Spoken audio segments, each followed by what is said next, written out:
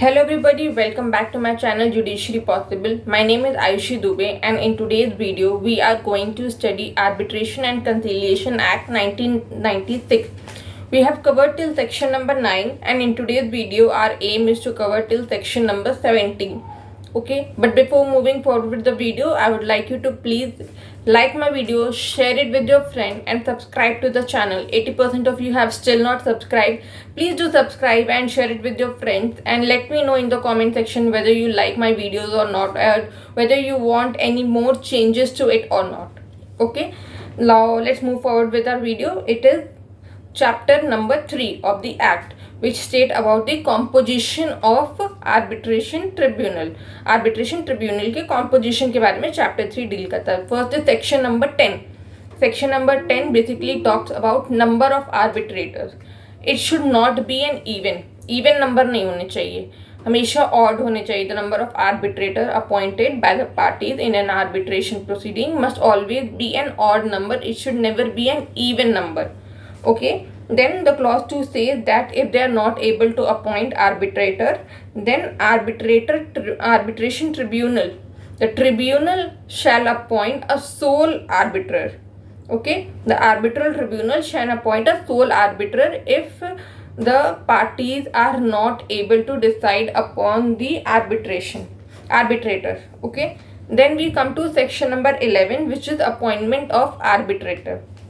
अभी हमने ये तो डिसाइड कर लिया कि कितने लोग होने चाहिए, ऑड में होना चाहिए हमेशा, और अगर वो नहीं कर पाते हैं तो आर्बिट्रल ट्रिब्यूनल एक सोल आर्बिट्रेटर अपॉइंट कर देता है उनके लिए. बट उनका प्रोसीजर क्या होगा उनके अपॉइंटमेंट के लिए, तो सेक्शन 11 पे अगर हम आते हैं उसके लिए, तो section 11 said that they can be of any nationality unless वो कोई किसी और अग्रीमेंट पे अग्री करते हैं कि एक पर्टिकुलर नेशनैलिटी के होनी चाहिए, तब तक तो अलग बात है. बट क्योंकि हमारा जो आर्बिट्रेशन है, जो एक्ट है, वो काफ़ी फ्लेक्सिबल नेचर का है, हेंस ये बोला गया है क्लॉज 1 में सेक्शन 11 के that the arbitrator can be of any nationality. Okay, then we come to clause 2 that the parties are free to choose any procedure which they want for the appointment of arbitrator. Okay, if the party fails in an arbitration with 3 arbitrators, मतलब एक parties fail हो जाती हैं 3 arbitrator appoint करने में, then each party shall appoint 1 arbitrator. जैसे कि या तो सोल आर्बिट्रेटर हो या फिर 3 आर्बिट्रेटर हो. अगर पार्टीज खुद से वो 3 आर्बिट्रेटर नहीं डिसाइड कर पा रही हैं तो जो आर्बिट्रल ट्रिब्यूनल जो होते हैं वो ये आर्बिट्रल डिसाइड करते हैं कि ईच पार्टी जो होती है, जो 2 पार्टीज होती है, इसमें हर एक पार्टी एक आर्बिट्रेटर अपॉइंट कर लेती है, और वो जो 2 आर्बिट्रेटर अपॉइंट होते हैं वो आपस में एक थर्ड आर्बिट्रेटर को अपॉइंट करते हैं जिसको हम प्रिसाइडिंग आर्बिट्रेटर बोलते हैं. Okay, then we come to clause number 4. Okay, if they still fails to appoint arbitrator within 30 days, then within 30 days and they fails to appoint the third arbitrator, यानी कि वो 2 arbitrator जो each party appoint कर रही एक उसमें भी fail हो जा रहे हैं, और वो थर्ड आर्बिट्रेटर जो प्रिसाइडिंग आर्बिट्रेटर उन दोनों को अपॉइंट करने में भी फेल हो जाते हैं विद इन 30 डेज. दोनों के दिन जो नंबर ऑफ डेज का लिमिट है वो 30 डेज है. Then in that case what will happen is Supreme Court and High Court will intervene. Supreme Court will intervene in case it is an international commercial arbitration, and High Court will intervene if it is other than international commercial arbitration, basically domestic arbitration. Okay, then we come to clause 6b, which says that with the appointment of arbitrator by either Supreme Court and High Court shall not be described as the judicial function. ठीक है, ये judicial function नहीं होगा जो arbitrator appoint करते हैं supreme court high court ने, जो क्लॉज 4 में हमने पढ़ा, बल्कि it is an administrative function. Okay, जो अपॉइंटमेंट का काम है वो एडमिनिस्ट्रेटिव काम है, वो जुडिशियल काम नहीं है. ठीक है, unlike CRPC. Okay, then we come to section number 12, ground for challenge. When can you challenge the arbitrator? Okay, when when the person who is appointed are arbitrator, they have not disclosed that they have any kind of relationship with the party, because the arbitrator need to be impartial. Then only they can come to a conclusion. If they have partial, or if they have any previous link attached, then obviously to the approach they will favor one party. उनका एक झुकाव रहेगा एक party की तरफ. Henceforth they should be impartial. Hence there should not be any relation with the each party of the arbitrator. Okay. He should be free for 12 months. मतलब he should be able to dedicate his 12 months to the case. It should not be like कि okay 6 months के course के लिए उसको London जाना है, या 3 महीने के लिए उसको कोई और इंडिया छोड़ के जाना है, या उस पार्टी को वो अपना टाइम नहीं डेडिकेट कर सकते. ऐसा नहीं होना चाहिए. Whenever there is a proceeding for arbitration, he must be present. For that he is able to dedicate his 12 months to the case.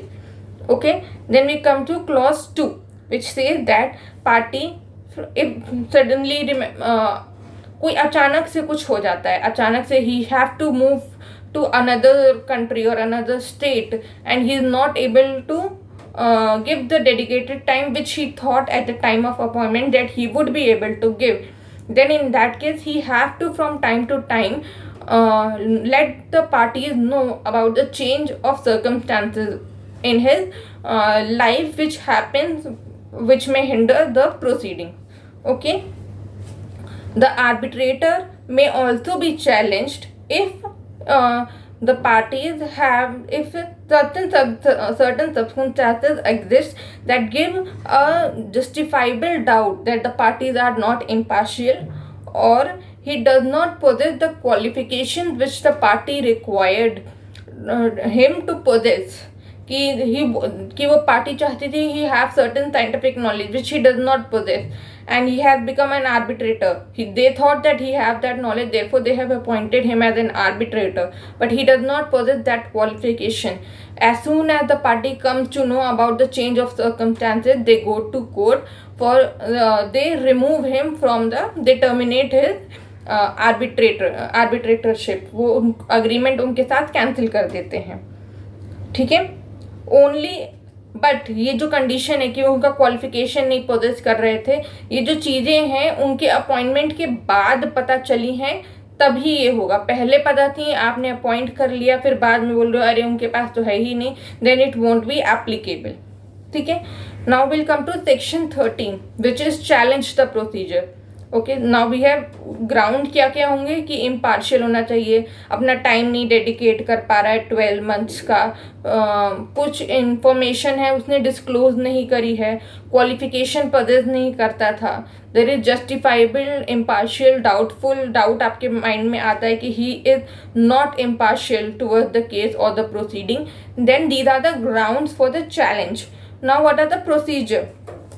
The party who want to challenge the arbitrator have to within 15 days before the claim of defense basically is the written statement. हम उसको अगर CPC से उसको तुलना करें तो written statement हुआ. उनके रिटन स्टेटमेंट के पहले जैसे ही उनको पता चलता है, Section 13 challenge procedure within 15 days in a form of written statement. Written statement के फॉर्म में 15 दिन के अंदर जैसे ही जो चेंज ऑफ सर्कमस्टांसेस उसके बारे में पता चलता है, they have to give and challenge the reason for the removal of arbitrator, and the arbitral tribunal can set aside the arbitral award which has been given by such arbitrator. Okay. I am sorry for the previous mistake. तो section 13 में जो challenge procedure का है basically यही है कि 15 दिन जैसे ही पता चलता है उसके 15 दिन के अंदर ही in a form of written statement you have to go to the tribunal and say that these are the ground and please remove him. That arbitrator tribunal will what do, they can set aside, they will set aside the award which has been provided or given by the arbitrator. Okay. If now we come to section 14 which is failure or impossibility of the act.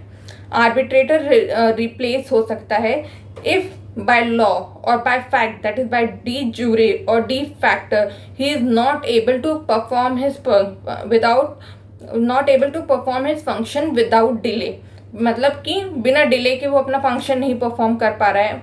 May be some circumstance, maybe उसका accident हो गया and he have to get bed rest, और maybe he have some circumstances because of which he is not able to perform. और मान लो उसको debar कर दिया गया है, now he can not be performing as an arbitrator. So in such case, और he himself withdraws as per the agreement और something he himself withdraws, then in such scenario he shall be terminated or removed from the arbitrator as an arbitrator from the proceeding. Okay, section 15 say in case he has been terminated, then a substitute arbitrator shall be appointed. Okay, a substitute arbitrator shall be appointed, and if the parties want, then the previous hearing, जो पहले proceeding हो चुकी हैं final arbitral award के आने से पहले, मतलब अभी आर्बिट्रल अवार्ड नहीं आया है, बीच में उसको सब्स्टिट्यूट कर दिया गया है, तो उसके पहले की जो हियरिंग है, देन पार्टीज का डिस्क्रिशन है whether they want to rehear those hearing और नॉट. ओके, तो ये चैप्टर 3 था, सेक्शन 10 से 15 तक का. नाउ लेट मी गो रिकैप कर देती हूँ ताकि ये फटाफट पॉइंट में आ जाए. 10 में हमने पढ़ा कि ऑड नंबर्स में होने चाहिए. 11 में हमने अपॉइंटमेंट पढ़ा कि it can be of any nationality, कोई भी प्रोसीजर कर सकते हैं. अगर पार्टीज फेल होती हैं डिसाइड करने में, तो जो 2 आर्बिट्रेटर होते हैं वो एक थर्ड आर्बिट्रेटर अपॉइंट करते हैं. If both the parties and arbitrator fail, then Supreme Court and High Court intervene. The Supreme Court and High Court intervention is not a judicial function but an administrative function. Okay, and then section 12 we studied about ground for challenges, that he should be an impartial, he is able to dedicate 12 months. There are certain circumstances arose which changes the nature and he is not disclosed to you, he does not possess the qualification which the parties required him. And if these, ये सारे जो grounds हैं, they should come to know about these ground only after the appointment and not before. Before होगा तो हम इसको include नहीं करते, क्योंकि you knew and then you appointed. आपको नहीं पता था, आपने appoint किया, now it can become a ground of challenge. Okay, how can you challenge? Challenge का procedure क्या होगा, which we have dealt in section 13. कि 15 डेज के अंदर you have to write a written statement challenging the constitution of the arbitrator, arbitral proceeding, arbitral tribunal, and you have to give your reason. And in such scenario, the arbitral award given by those arbitrator shall be set aside. उसको हटा दिया जाएगा, किनारे कर दिया जाएगा कि ये अब इन्फोर्स नहीं हो सकता है. Now we come to section 14 की फेलियर और impossibility of to act by the arbitrator, that by law or by fact, de jure or de facto, he is not able to perform and it is impossible for him to perform, or he withdraws from the parties, then in such cases the arbitrator is not able to perform. In section 15 says that if he is not able to perform, then he is terminated or withdrawn from the arbitration agreement and his appointment as an arbitrator. In such scenario, a substitute arbitrator is appointed, who shall now henceforth shall be the arbitrator of the parties, and it is the discretion of the parties whether they want to rehear those proceedings which the previous arbitrator have heard or not. उनकी discretion होगी. Okay. Now we come to chapter number 4, which is jurisdiction of arbitral tribunal. इसमें 2 section है केवल, section 16 और section 17. ठीक है, section 16 क्या है, जो हमने सेक्शन 7 के टाइम पे भी मैंने बताया था कि जो सेक्शन 16 है बेसिकली जो इंडिपेंडेंट जो पूरा कॉन्ट्रैक्ट होता है, उसमें जहाँ पे आर्बिट्रेशन क्लॉज होता है, वो आर्बिट्रेशन क्लॉज एक अपने में एक इंडिपेंडेंट कॉन्ट्रैक्ट है. ठीक है ना. एंड इन केस जो आर्बिट्रल ट्रिब्यूनल है उस कॉन्ट्रैक्ट को इनवैलिड डिक्लेयर करते हैं, देन अकॉर्डिंग टू सेक्शन 16 वो पूरा कॉन्ट्रैक्ट इनवैलिड हो सकता है, मगर जो उसमें आर्बिट्रेशन क्लॉज होगा वो इनवैलिड नहीं होगा. ओके, जो section 16 competence of arbitral tribunal to rule its jurisdiction, to rule on its jurisdiction. Okay, independent contract वाली बात समझ में आ गई होगी आप लोग को, हमने ये सेक्शन 7 में भी डील किया था. Then if the arbitral tribunal does not have the jurisdiction, it shall be raised as soon as possible, but it should be before the submission of statement of defense. ठीक है, मान लो arbitral tribunal के पास jurisdiction नहीं है, तो वो जो claim होगा कि ये नहीं है, ये रेज करना होगा क्लेम, जो आपका रिटन स्टेटमेंट है आर्बिट्रल ट्रिब्यूनल का, स्टेटमेंट ऑफ डिफेंस, उसके पहले, रिटन स्टेटमेंट के पहले आपको जुरिस्डिक्शन है कि नहीं है ये आपको रेज करना है. द अग्रीव्ड पार्टी, जो जुरिस्डिक्शन नहीं है उसके वजह से जो अग्रीव्ड पार्टी होती हैं, they may make an application to set aside the arbitral award as per section 34. जब हम 34 पे आएंगे हम तब पढ़ेंगे. तो अग्रीव पार्टी एक एप्लीकेशन ला सकती है to set aside the award. Aggrieve party कौन होंगी? Who have suffered because the arbitral tribunal did not have the jurisdiction. Okay, तो ये हमने सेक्शन 16 में डील कर लिया जुरिस्डिक्शन के. इसमें बेसिकली जो इंडिपेंडेंट जो क्लॉज 1 है, only that is important for the prelims point of view. I am not talking about the mains point of view over है. Okay, prelims point of view से केवल इतना ही इंपॉर्टेंट है कि जो क्लॉज 1 में दे रखा है हमारा इंडिपेंडेंट कॉन्ट्रैक्ट का, कि पूरा कॉन्ट्रैक्ट जो है उसमें जहाँ पे आर्बिट्रेशन क्लॉज है, it self is an independent contract. और अगर जो कॉन्ट्रैक्ट के लिए डिस्प्यूट में आई है पार्टी और वो आर्बिट्रेटर प्रोसीडिंग के लिए गई है और आर्बिट्रेटर ट्रिब्यूनल ने बोला है कि ये कॉन्ट्रैक्ट इलीगल है, वॉइड है, इसका मतलब ये नहीं है कि आर्बिट्रेशन क्लॉज भी उसमें इलीगल और वॉइड हो जाता है, क्योंकि वो उसके पास एक इंडिपेंडेंट स्टैंडिंग है, तो it holds its position. Okay, now we come to section 17, which is interim measure ordered by arbitral tribunal. Similar है सेक्शन 9 में जो हमने डील किया था, बट वो एट एनी टाइम हो सकता है, कभी भी हो सकता है, before execution of arbitral award. ये हर समय नहीं है.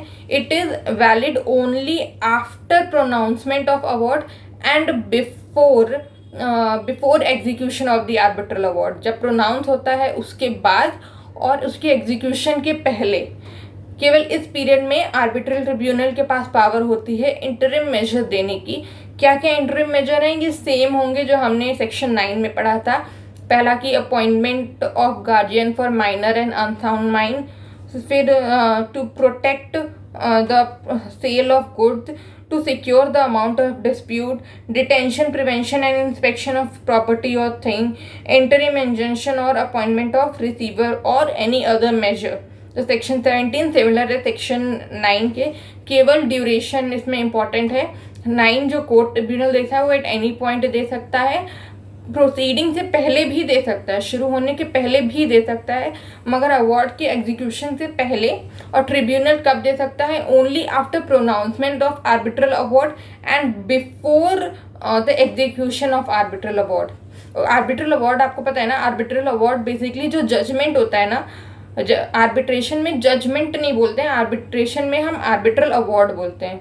ठीक है, तो जजमेंट के एग्जीक्यूशन से पहले, आर्बिट्रल अवार्ड के एग्जीक्यूशन से पहले, पहले उसके एग्जीक्यूशन से पहले हम इंटरिम मेजर के लिए अप्लाई कर सकते हैं.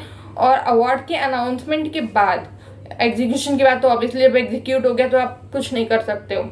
Okay, so I hope you liked the video. It was a little hefty video, but I hope I'm able to communicate what I wanted to communicate to you all, and I hope you understand it.